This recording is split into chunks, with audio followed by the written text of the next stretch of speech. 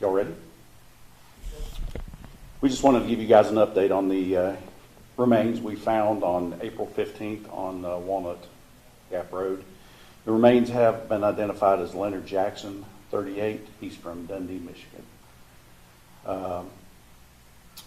Right now, the body was sent to the medical examiner's office. They helped with determining his identity.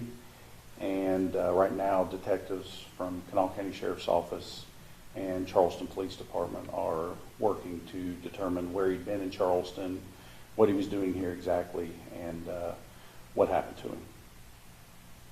him. With that, if you guys have any questions, we'll entertain them. Well, first off, what ended up leading you guys to investigating this as a homicide? Because I know at first, it was just human remains found, and then some updates came out saying that it could have been suspicious, and now it's being investigated as a homicide. What led you guys there?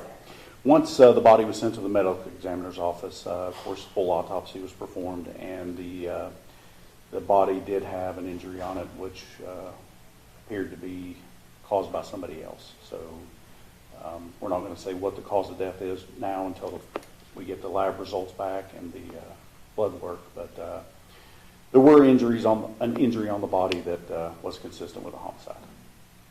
And since the body was found out on Walnut Gap Road, it's a very long stretch of road, very woody area. Do you guys think that the body might have been moved at some point, or that was the area where they initially died? We don't know. That's part of the investigation we're looking into.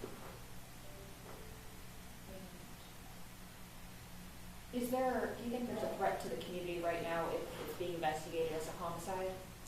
We don't think there's any threat to the community. We do know that Mr. Jackson was here for several days in Charleston. He was reported missing to Charleston PD. There had been several weeks past since he was found, and we don't think there's any immediate threat. We think this was an isolated incident.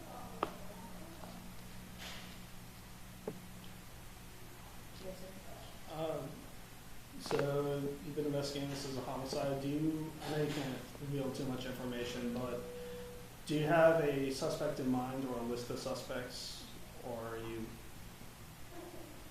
There are people of interest that are being interviewed. Naturally, we're looking at who was with Mr. Jackson before he was found, before he's reported missing. Those are some things we're looking at. And if the public knows or has seen Mr. Jackson out, we sent a picture to you guys earlier this morning. If anybody's seen him in Charleston or has any information on where he was, any business he was in, we'd like to hear from him. Is there anything else you're asking for the public's help with in this investigation? If anybody knows Mr. Jackson, has any information, we'd like to hear from them. We have a website they can go to, kanawsheriff.us. They can provide a tip that way anonymously. We have a phone number they can call to the Detective Bureau. It's 304-357-0556. Asked to speak to one of the detectives. They'd be glad to take the information and follow up on it.